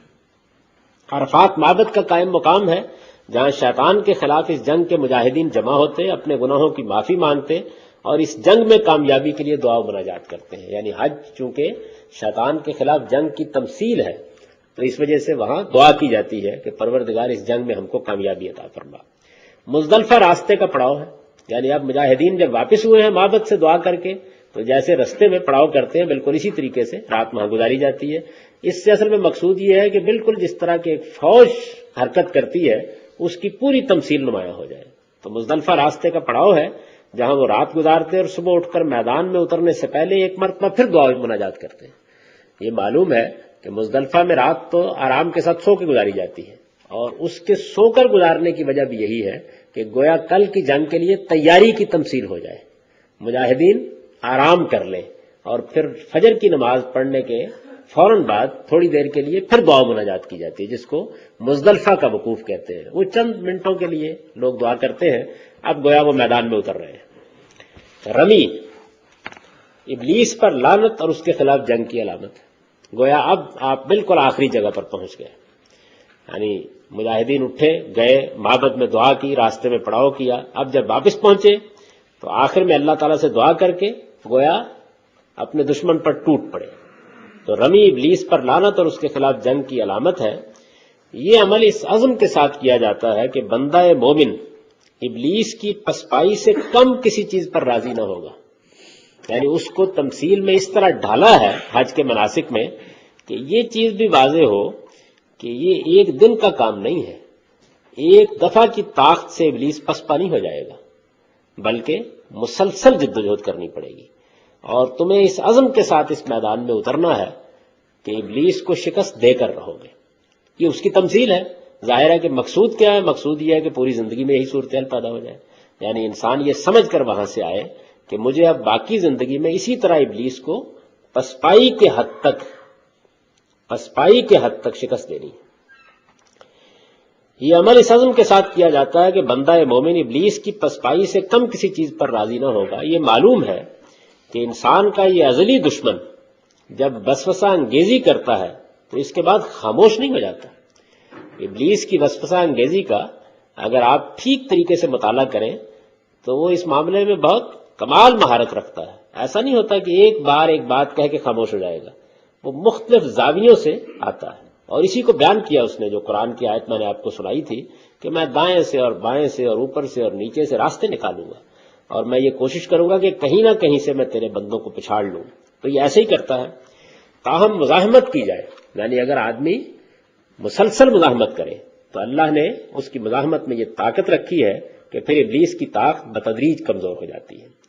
3 دن کی رمی، اور اس کے لیے پہلے بڑے اور اس کے بعد چھوٹے جمرات کی رمی سے اسی بات کو ظاہر کیا گیا ہے. یعنی رمی میں تمثیل اس طرح کی قائم کی گئی ہے کہ پہلے آپ جو چھوٹے جمرے ہیں، اگر آپ وہاں جائیں تو جس طرف سے آپ داخل ہوتے ہیں مزدلفہ سے واپس آ کر، تو پہلے چھوٹا جمرہ آتا ہے. یعنی شیطان کی علامت جو پتھر بنائے گئے ہیں وہ پہلے چھوٹا ہے، پھر بڑا ہے، پھر سب سے بڑا ہے. تو پہلے دن سب کو پھلانگ کر بڑے پر چلے جاتے ہیں، کیونکہ شیطان کا جب حملہ ہوتا ہے پہلے تو وہ اسی قوت کے ساتھ ہوتا ہے، وہ اس کی قوت کی علامت ہے، تو اس کو آپ رمی کرتے ہیں. اور بعد کے دنوں میں پھر معمول کے مطابق چھوٹے سے بڑے کی طرف جاتے ہیں. یعنی پھر شیطان کی ہزیمت کے نتیجے میں کچھ کمزوری آ گئی ہوتی ہے اور وہ ذرا پیچھے ہٹ کر پھر کھڑا ہوتا ہے، اور پیچھے ہٹ کر اپنی اصل قوت کے ساتھ موجود ہوتا ہے. تو آپ اس کو گویا آخر تک مارتے چلے جاتے ہیں، اس کی طاقت میں تو کمی آ گئی ہوتی ہے. تو اس چیز کو پھر بیان کیا ہے. چنانچہ یہ معلوم ہے کہ پہلے مرحلے میں صرف بڑے جمرے پر سنگ باری کی جاتی ہے، اور اگلے دنوں میں، اگلے جو 2 یا 3 دن ہوتے ہیں ان میں پھر ترتیب سے رمی کی جاتی ہے. یعنی اس میں پہلے چھوٹے جمروں کو مارا جاتا ہے، پھر اس کے بعد آخر میں بڑے تک پہنچتے ہیں. قربانی جان کا فدیہ ہے. یعنی قربانی کیا ہے؟ ویسے تو ہم ایک جانور کو قربان کرتے ہیں، جان کا فدیہ ہے. اور سر کے بال موڑنا اس بات کی علامت ہے کہ نظر پیش کر دی گئی ہے، اور اب بندہ اپنے خداوند کی اطاعت اور دائمی غلامی کی اس علامت کے ساتھ اپنے گھر لوٹ سکتا ہے. یہ بھی قدیم روایت ہے بنی اسرائیل کے ہاں، اس کا ذکر آتا ہے تورات میں کہ جب کوئی اپنے آپ کو نظر کرتا تھا تو نظر کے دنوں میں وہ اپنے بال نہیں مڑوا سکتا تھا، اور اس کے بعد جب نظر پوری ہو جاتی تھی تو پھر اس کے بعد اس کے بال موڑ دیے جاتے تھے. یہ گویا اس بات کی علامت ہوتی تھی کہ نظر قبول ہو گئی. یعنی گویا انسان جب بال منڈواتا ہے تو اپنی قبولیت نظر کی علامت لے کے اپنے گھر لوٹ آتا ہے. یہ دین ابراہیمی کی ایک قدیم روایت ہے. چنانچہ تورات میں یہ قانون بیان کیا گیا ہے کہ جو شخص اللہ تعالیٰ کی نظر کیا جائے وہ اپنے سر کے بال اس وقت تک نہ مڑائے جب تک نظر کے دن پورے نہ ہو جائے. تو تورات کی گنتی کی کتاب میں ہے، اور اس کی نظارت کی منت کے دنوں میں اس کے سر پر اس طرح نہ پھیرا جائے جب تک وہ مدت جس کے لیے وہ خداوند کا نذیر بنا ہے، یعنی اپنے آپ کو اس نے نظر کے لیے پیش کیا ہے، پوری نہ ہو. تب تک وہ مقدس رہے اور اپنے سر کے بالوں کی لٹوں کو بڑھنے دے. اور نذیر کے لیے شرع یہ ہے کہ جب اس کی نظارت کے دن پورے ہو جائیں تو وہ خیمہ اجتماع کے دروازے پر حاضر کیا جائے. ان کے ہاں معبد کی حیثیت خیمہ اجتماع کو حاصل تھی. ایک خیمے میں تورات بھی رکھی ہوئی تھی اور صندوق بھی رکھا ہوا تھا، اور وہیں وہ عبادت کرتے تھے. تو فرمایا کہ خیمہ اجتماع کے دروازے پر حاضر کیا جائے، پھر وہ نذیر یعنی جس نے اپنے آپ کو نظر کے لیے پیش کیا ہے خیمہ اجتماع کے دروازے پر اپنی نظارت کے بال منڈوائے. تو یہ وہ قدیم روایت ہے جس کو پھر یہاں بھی قائم کر دیا گیا ہے کہ قربانی کے فوراً بعد بال منڈوا کر اللہ تعالیٰ کی اطاعت اور غلامی کی علامت گویا اپنے سر پر ثبت کر لی جاتی ہے کہ اب نظر پوری ہو گئی. اس سے اندازہ کیا جا سکتا ہے کہ یہ کس قدر غیر معمولی عبادت ہے جو ہر صاحب استطاعت مسلمان پر زندگی میں کم سے کم ایک مرتبہ فرض قرار دی گئی ہے. یعنی ہر مسلمان کے لیے اگر وہ استطاعت رکھتا ہو تو یہ ضروری ہے کہ وہ ایک مرتبہ زندگی میں اس عبادت سے اپنے آپ کو گزارے، تاکہ وہ شیطان کے اس خلاف اس جنگ کی تمثیل سے گزر کر اس دنیا کی اصل حقیقت سمجھ لے، اس میں اللہ کے امتحان کو سمجھ لے، اس میں اپنی ذمہ داری کو سمجھ لے، اپنے دشمن کو پہچان لے، اور یہ جان لے کہ اسے کیسے اس میدان میں کامیابی حاصل کرنی ہے. چنانچہ قرآن میں اللہ تعالیٰ نے یہود و نصارہ کو تنبیہ فرمائی ہے کہ اس سے بے پرواہی کا نتیجہ کفر ہے، اور اگر وہ اپنے اس رویے پر اصرار کریں گے تو پھر اللہ کو بھی ان کی کوئی پرواہ نہ رہے گی. یعنی اس عبادت کے بارے میں اللہ تعالیٰ نے یہود و نصارہ سے یہ کہا ہے کہ انہوں نے چونکہ اس کو فراموش کر دیا تو انہیں معلوم ہونا چاہیے کہ یہ خدا کا انکار کر دینے کے مترادف ہے، یہ غیر معمولی عبادت. تو ارشاد فرمایا وَلِلَّهِ عَلَى النَّاسِ حِجُّ الْبَيْتِ مَنِ اسْتَطَاعَ إِلَيْهِ سَبِيلًا وَمَنْ كَفَرَ فَإِنَّ اللَّهَ غَنِيٌّ عَنِ الْعَالَمِينَ. اور جو سفر کی استطاعت رکھتے ہوں ان لوگوں پر اللہ کا حق ہے کہ بیت الحرام کا حج کریں، اور جس نے انکار کیا تو اسے معلوم ہونا چاہیے کہ اللہ دنیا والوں سے بے پرواہ ہے۔ نبی صلی اللہ علیہ وسلم نے بھی ایک موقع پر ایمان اور جہاد کے بعد اسی کی فضیلت بیان کی ہے۔ نیز فرمایا ہے کہ جو شخص اللہ کے لیے حج کرے پھر اس میں کوئی شہوت یا نافرمانی کی بات نہ کرے تو وہ حج سے اس طرح لوٹتا ہے جس طرح اس کی ماں نے اسے آج جنا ہے۔ اسی طرح آپ کا ارشاد ہے، عمرے کے بعد عمرہ ان کے درمیان میں ہونے والے گناہوں کے لیے کفارہ ہے، اور سچے حق کا بدلہ تو صرف جنت ہی ہے۔ یہ جتنی بشارتیں ہیں ان کے بارے میں اس سے پہلے بھی میں واضح کر چکا ہوں، یہاں بھی اس کو سمجھ لیجئے کہ یہ اصل میں جب کوئی بندہ مومن حقیقی توبہ کر لیتا ہے اور ان اعمال کو انجام دیتا ہے جو جنت میں جانے کے لیے ضروری ہے، اس کے بعد سے متعلق ہے۔ یعنی پہلے اپنے آپ کو اس قابل کر لیجئے کہ جنت میں داخل ہو سکے۔ اگر جنت میں داخلہ ہو گیا تو پھر اس کے بعد درجات کی بلندی کے لیے یہ سب بشارتیں ہیں، اور حج بھی انہی لوگوں کے لیے توبہ اور گناہوں کا کفارہ بنتا ہے، عمرہ بھی انہی لوگوں کے لیے بنتا ہے کہ جو اس نیت سے، اس ارادے سے جاتے ہیں کہ اگر ہم نے کوئی غلطیاں کی ہیں، کوتاہیاں کی ہیں تو پروردگار اس سے معافی مانگتے ہیں اور آئندہ کے لیے اپنی اصلاح کرنے کا عزم کر رہے ہیں۔ تو یہ عزم اصلاح کے ساتھ کیا گیا ہے تو بڑی غیر معمولی عبادت ہے، اور اگر اس مقصد کے لیے کیا گیا ہے کہ پہلے گناہ بخشوائیں گے باقی آگے تو کرنا ہی ہے اور اس کے بعد پھر دیکھ لیں گے، تو پھر اس کی کوئی حیثیت نہیں۔ یہ تو حج کی حقیقت ہے، حج و عمرہ کی، یعنی یہ گویا شیطان کے خلاف جنگ کی تمثیل ہے اور اپنے آپ کو خدا کے حضور نظر کر دینے کو علامتی زبان میں بیان کیا گیا ہے۔ اب ذرا ایک نظر اس کی تاریخ پر ڈال لیتے ہیں۔ حج و عمرہ کی تاریخ سیدنا ابراہیم علیہ السلام کی اس منادی سے شروع ہوتی ہے جس کا ذکر ہم اوپر جگہ جگہ کر چکے ہیں۔ اس کے بعد یہ سلسلہ کبھی منقطع نہیں ہوا، یعنی معلوم ہوتا ہے کہ اس سے پہلے تو اللہ تعالیٰ نے کیا طریقہ اختیار کیا اس کو جاننے کا کوئی ذریعہ ہمارے پاس موجود نہیں ہے، لیکن سیدنا ابراہیم علیہ السلام کے بعد جب انہوں نے حج کی منادی کی ہے تو پھر ہر سال حج ہوتا رہا ہے اور بہت تسلسل کے ساتھ ہوتا رہا، عمرہ بھی لوگ کرتے رہے، حج بھی کرتے رہے۔ چنانچہ نبی صلی اللہ علیہ وسلم کی بعثت سے پہلے بھی عرب کے لوگ ہر جگہ سے گروہ در گروہ حج و عمرہ کے لیے آتے تھے، اور آپ کی بعثت کے بعد بھی یہ سلسلہ اسی طرح جاری رہا۔ اس میں شبہ نہیں کہ اس کے مناسک اور رسوم و آداب میں بعض بدعتیں ان لوگوں نے داخل کر دی تھی، جیسے ہمارے ہاں مسلمانوں نے نماز میں کچھ بدعتیں داخل کر دی ہیں، روزے میں داخل کر دی ہیں۔ اسی طریقے سے اگرچہ یہ دین ابراہیمی کی عبادت تھی، اس کے مناسک وہی تھے جو اب ہیں، ہمیشہ سے یہی رہے ہیں، لیکن کچھ بدعتیں اس میں داخل ہو گئی تھی، وہ آگے زیر بحث آ جائیں گی۔ لیکن روایتوں سے معلوم ہوتا ہے کہ انہی میں سے بعض لوگ ان بدعتوں پر پوری طرح متنبع بھی تھے، یعنی ایسا نہیں ہے کہ بدعتیں داخل کر دی گئی تھی اور ہر شخص ناواقف ہو گیا تھا کہ اصل حج کیا ہے، بلکہ جو لوگ سلیم الفطرت تھے وہ جانتے تھے اور وہ ان بدعتوں کا ارتکاب بھی نہیں کرتے تھے۔ جیسے ہمارے ہاں ایسا تو نہیں ہے کہ جو بدعتیں داخل کر دی گئی ہیں دین میں تو سارے لوگ ان کا شکار ہو گئے ہیں، بلکہ اللہ تعالیٰ بہت سے لوگوں کو یہ توفیق دیتا ہے کہ وہ نہ صرف یہ کہ اصل دین پر عمل کرتے رہتے ہیں بلکہ لوگوں کو بھی توجہ دلاتے رہتے ہیں۔ تو یہی معاملہ وہاں بھی تھا، لیکن روایتوں سے معلوم ہوتا ہے کہ انہی میں سے بعض لوگ ان بدعتوں پر پوری طرح متنبع بھی تھے اور اپنا حج ابراہیمی طریقے کے مطابق ہی کرتے تھے۔ رسول اللہ صلی اللہ علیہ وسلم کے بارے میں منقول ہے کہ بعثت سے پہلے جب جبیر بن مطعم نے آپ کو عرفات میں دیکھا تو اسے حیرت ہوئی کہ قریش کے لوگ تو مزدلفہ سے آگے نہیں جاتے اور بنی ہاشم کا یہ فرزند وقوف عرفہ کے لیے یہاں حاضر ہے۔ یعنی جو بدعتیں حج میں داخل کر دی گئی تھی ان میں ایک بدعت یہ بھی تھی کہ قریش نے اپنے لیے یہ امتیاز قائم کر لیا تھا کہ ہم لوگ تو حرم کے متولی ہیں، ہم عرفات تک نہیں جائیں گے، جب مینا سے نکلتے ہیں تو پہلے مزدلفہ آتا ہے وہیں ٹھہر جاتے تھے، اور اس کی دلیل انہوں نے یہ قائم کر لی تھی کہ مزدلفہ پر حدود حرم ختم ہو جاتے ہیں، تو اس وجہ سے ہم لوگوں کو چونکہ خاص شان حاصل ہے، ہم اس گھر کے متولی بنائے گئے ہیں، تو ہم حرم کے حدود سے آگے نہیں جائیں گے، اور جن قبیلوں کو وہ پھر خاص اعزاز بخشنا چاہتے تھے ان کو بھی اس میں شامل کر لیتے تھے۔ تو یہ جبیر بن مطعم جو بعد میں ایمان لے آئے، یہ اپنا واقعہ بیان کرتے ہیں کہ میرا اونٹ کھو گیا اور میں اس کو تلاش کرنے کے لیے حج کے موقع پر عرفات کے میدان میں گیا، تو میں نے دیکھا کہ رسول اللہ صلی اللہ علیہ وسلم، ابھی آپ نے نبوت کا اعلان نہیں کیا تھا، یہ نبوت سے پہلے کا واقعہ ہے، نبوت سے پہلے آپ حج کے لیے گئے ہوئے ہیں اور آپ عرفات میں ہیں، یعنی اس بدعت کا ارتکاب آپ نے نہیں کیا جو قریش کیا کرتے تھے۔ تو اسے بڑی حیرت ہوئی، اس نے کہا کہ قریش تو آگے نہیں آتے اور بنی ہاشم کا یہ فرزند یہاں موجود ہے۔ وہ بیان کرتے ہیں، یہ بخاری میں روایت ہے، وہ کہتے ہیں کہ ازللت بعیرا لی فذهبت اطلبه یوم عرفہ فرأیت النبی صلی اللہ علیہ وسلم واقفا بعرفہ فقلت هذا والله من الحمص فما شانه ها هنا. میرا اونٹ کھو گیا، عرفہ کے دن میں اسے تلاش کرتا ہوا گیا تو میں نے دیکھا کہ نبی صلی اللہ علیہ وسلم میدان عرفات میں کھڑے ہیں. یہ واقعہ چونکہ انہوں نے ایمان لانے کے بعد بیان کیا تو اس لیے حضور کا ذکر اس طرح کیا ہے.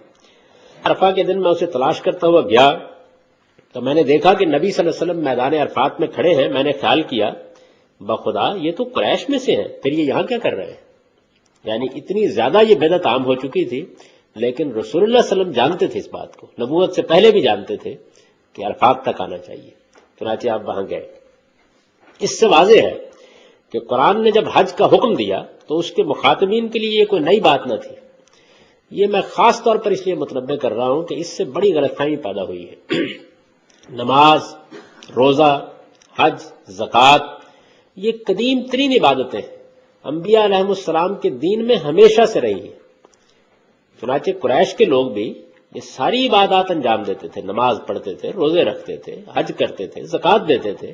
قرآن نے انہی عبادات کو کرنے کا حکم دیا. تو چونکہ پہلے سے لوگ ان عبادتوں سے واقف تھے، اس وجہ سے کسی تفصیل کی ضرورت نہیں تھی. بہت سے لوگ اس غلط فہمی میں مبتلا ہو گئے کہ انہوں نے خیال کیا کہ قرآن سے دین شروع ہو رہا ہے، حالانکہ قرآن تو دین کی آخری کتاب ہے.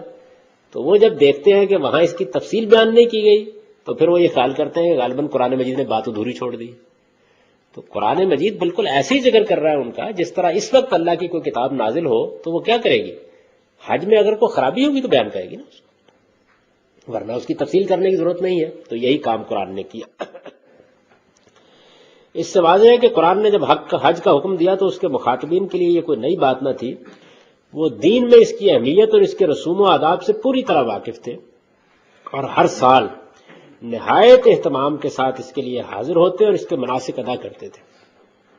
چنانچہ قرآن نے اس سے زیادہ کچھ نہیں کیا کہ ان کی بدعتوں اور انحرافات کو ختم کر کے حج و عمرہ دونوں کو ان کے اصل ابراہیمی طریقے پر بحال کر دی.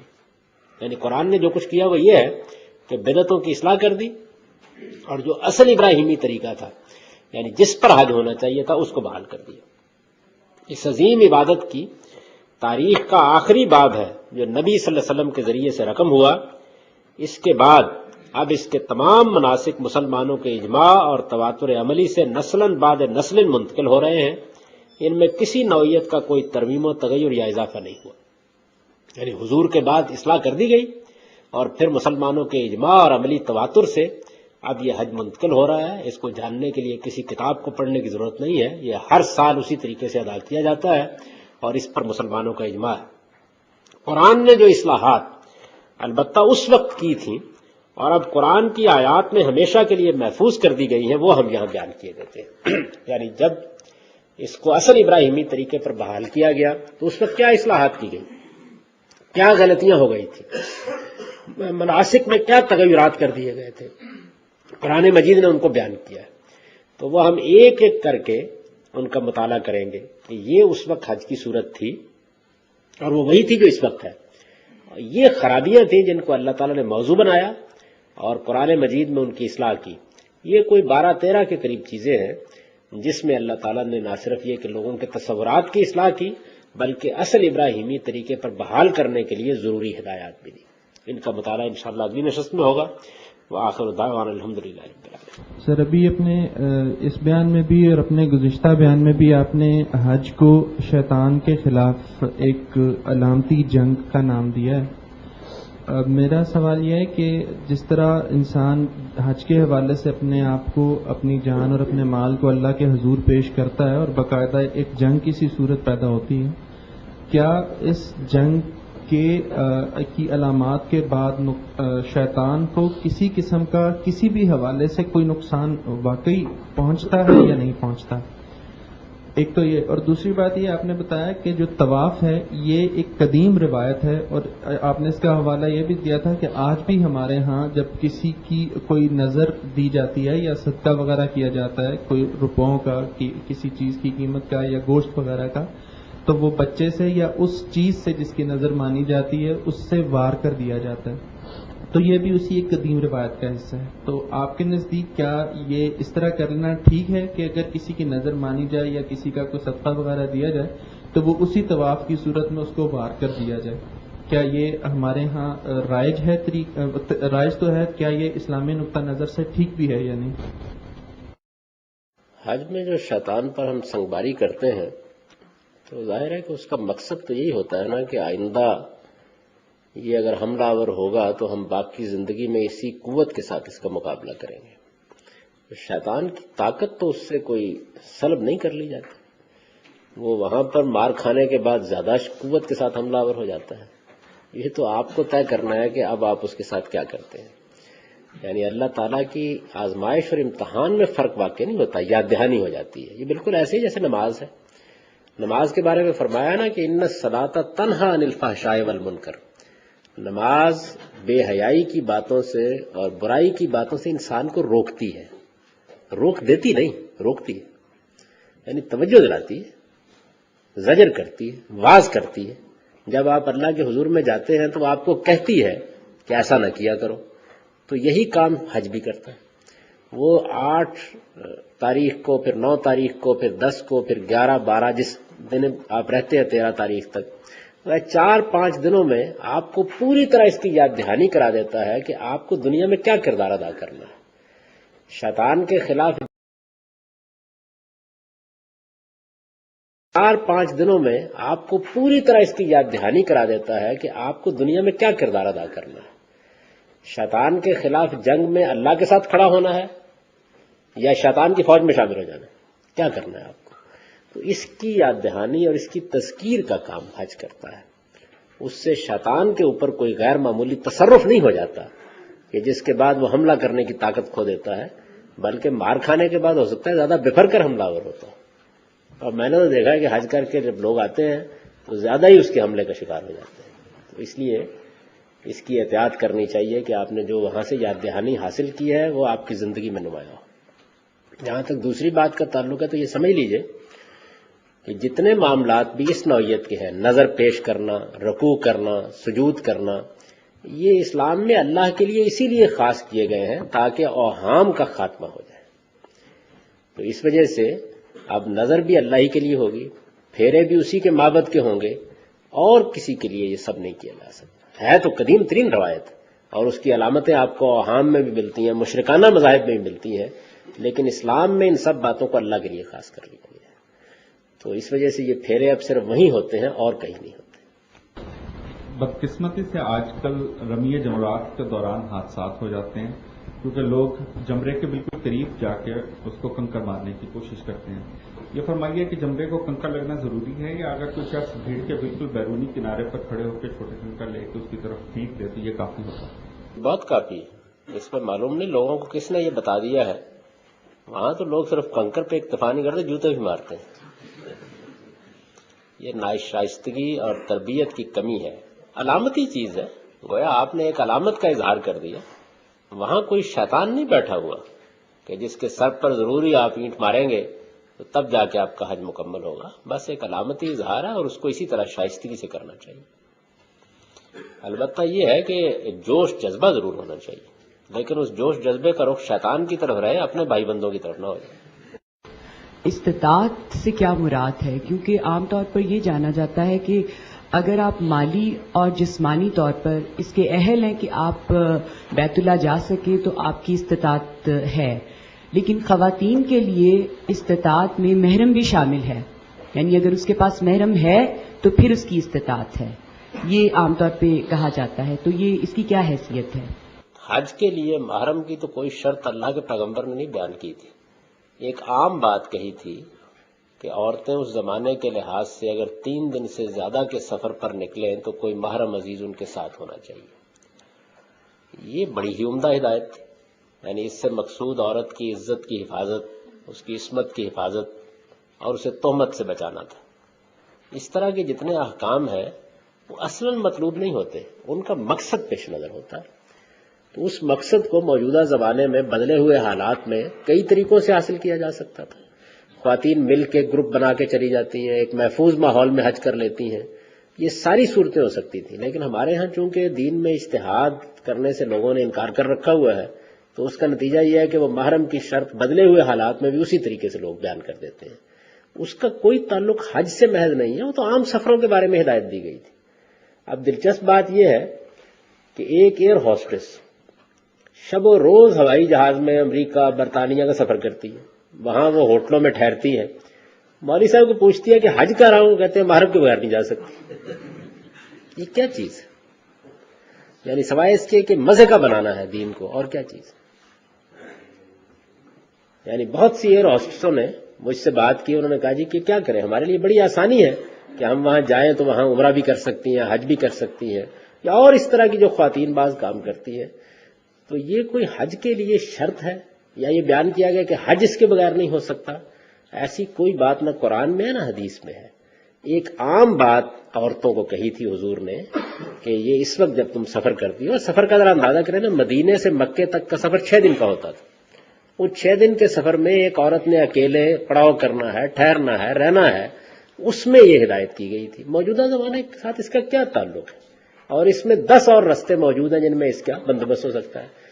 اس وقت ان لوگوں کی سمجھ میں نہیں آ رہی، اس وقت امام شافعی نے یہ رائے دے دی تھی، یعنی حضور کے فوراً ہی بعد، کہ لوگ اگر اس طریقے کا محفوظ بندوبست کر لیں تو کوئی حرج نہیں ہے وہ چلے جائیں۔ لیکن اب کیا کیا جائے، یہ باتیں سمجھانی بہت مشکل ہے لوگوں کو، اور ساری زندگی میں یاد نہیں آتا۔ امریکہ کے سفر میں یاد نہیں آئے گا، انگلستان کے سفر میں یاد نہیں آئے گا۔ ایک مولوی صاحب کی اپنی صاحبزادی، انہوں نے انگلستان میں کہا کہ بھائی بات یہ ہے کہ آپ بیٹھ جائیں وہاں سے، ہم اتار لیں گے انشاءاللہ العزیز، لیکن حج پر جاتے وقت یہ ضروری ہے کہ محرم ہونا چاہیے۔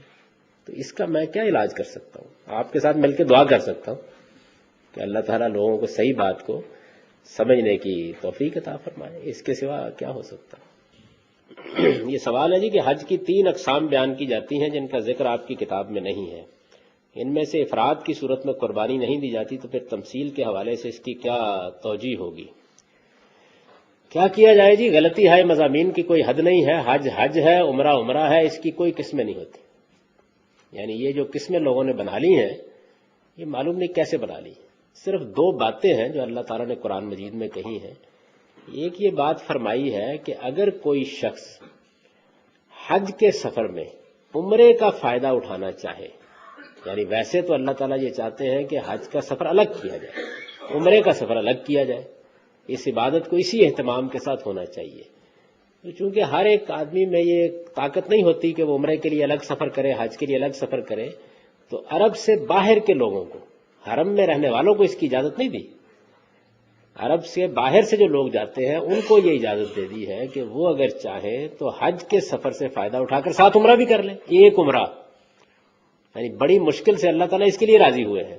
اب لوگ کرتے ہیں 19 20، اور یہ فرمایا ہے کہ اگر تم یہ فائدہ اٹھاؤ گے تو اس کے کفارے یا جرمانے کے طور پر قربانی کرنی پڑے گی، اور اگر قربانی کے پیسے نہیں ہیں تو 10 روزے رکھنے پڑیں گے۔ یعنی یہ قسم نہیں ہے کوئی، آپ نے عمرے کو حج کے سفر میں ساتھ جمع کر لیا، ایک رخصت سے فائدہ اٹھایا ہے، اس کا لوگوں نے نام تمتع رکھ لیا ہوا۔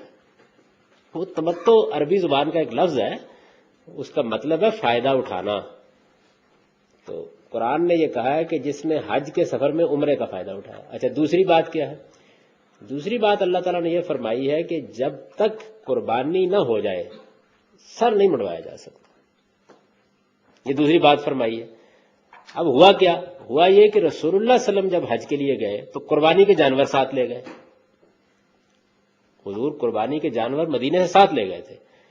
قربانی کے جانور جب ساتھ لے گئے تو ظاہر ہے کہ پھر اس کا کوئی سوال نہیں تھا کہ آپ حجامت بنوا سکیں جب تک قربانی نہ ہو جائے۔ تو عمرے کے بعد آپ نے پھر احرام نہیں کھولا، اور لوگوں کو کہا کہ جو قربانی کے جانور ساتھ نہیں لائے ہوئے وہ احرام کھول دیں۔ اس سے لوگوں نے کرہان ایک چیز بنا لی۔ کیا چیز ہے؟ بس اتنی سی بات ہے کہ اگر آپ کے پاس قربانی کے جانور ہیں تو آپ احرام نہیں کھول سکتے، پھر قربانی کے جانور جب قربان ہو جائیں گے تب آپ سر منڈوائیں گے اور اس کے بعد آپ احرام کھولیں گے۔ تو یہ 2 گویا قانونی ضرورتیں ہیں جس کی وجہ سے لوگوں نے یہ قسمیں بنا لی ہیں، حج حج ہے، عمرہ عمرہ ہے۔ ایک سفر میں حج و عمرہ کو جمع کریں گے تو آپ کو قربانی کرنی پڑے گی لازماً۔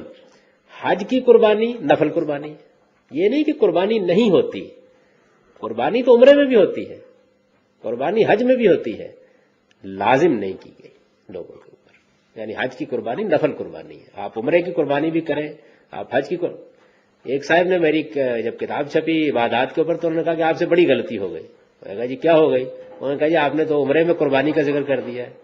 میں نے کہا تیسری جماعت کی اسلامیات کی کتاب میں پڑھا ہوگا کہ حضور صلح حدیبیہ کے اوپر کتنے اونٹ لے کر گئے تھے صاحب، عمرہ کرنے گئے تھے۔ تو ایک چیز اجنبی ہو گئی ہے، اصل بات بیان کرو تو لوگ کہتے ہیں غلطی ہو گئی، تو عمرے میں بھی آپ قربانی کریں تو یہ بات ٹھیک نہیں ہے کہ افراد کی صورت میں قربانی نہیں دی جاتی، ہر حال میں قربانی آپ دے سکتے ہیں، قربانی ایک بڑی عبادت ہے، لازم نہیں کی گئی۔ یہ جو آپ قربانی کرتے ہیں عمرہ ساتھ کرنے میں، یہ کفارے کی قربانی ہے، یہ حج کی قربانی ہے ہی نہیں ہے سرے سے۔ اب حج کی قربانی سے کسی کو کوئی واقفیت نہیں رہی، باقی کوئی بھی نہیں کرتا، اور کفارے کی قربانی کو سمجھتے حج کی قربانی کر کے آ گئے، وہ جرمانے کی قربانی ہے چونکہ آپ نے جمع کر لیا۔ تو میرے نزدیک حج کی کوئی قسم نہیں ہے۔ خواتین گروپ کی صورت میں حج کر سکتی ہیں محرم کے بغیر، یہ بات حضرت امام شافعی کی کون سی کتاب کے کون سے فتوے سے ثابت ہے، جبکہ نبی صلی اللہ علیہ وسلم نے خواتین کو 3 دن سے زیادہ محرم کے بغیر صفا کرنے سے منع فرمایا ہے؟ امام شافعی کی ہر کتاب میں یہ فتویٰ لکھا ہوا ہے، کسی جگہ بھی اس کو پڑھ لیجئے، امام شافعی کیا بلکہ فقہ کی کتابیں مل جائے گا، اس کا مطلب محرم کے بغیر نہیں۔ وہ کہتے ہیں کہ اگر ایسا بندوبست کر لیا جائے کہ جس میں عورتوں کی عزت عصمت محفوظ ہے تو پھر کوئی حرج کی بات نہیں، اور یہی معقول ترین بات ہے۔ حج کران کیا چیز ہے؟ سنا ہے ایک احرام میں عمرہ اور حج جب ہو تو اسے کران کہتے ہیں کہ اس کی کوئی خاص شرائط ہے؟ ابھی میں نے بیان کر دیا کہ کچھ نہیں ہے، بس صرف اتنا ہے کہ اگر آپ کے پاس قربانی کے جانور ہیں تو پھر آپ احرام نہیں کھول سکتے، اور جب نہیں کھول سکیں گے تو پھر ذرا کہ عمرے کے بعد آپ حجامت بھی نہیں بنوائیں گے، اسی طرح رہیں گے یہاں تک کہ قربانی کے دن قربانی کا۔ وآخر دعوانا الحمدللہ۔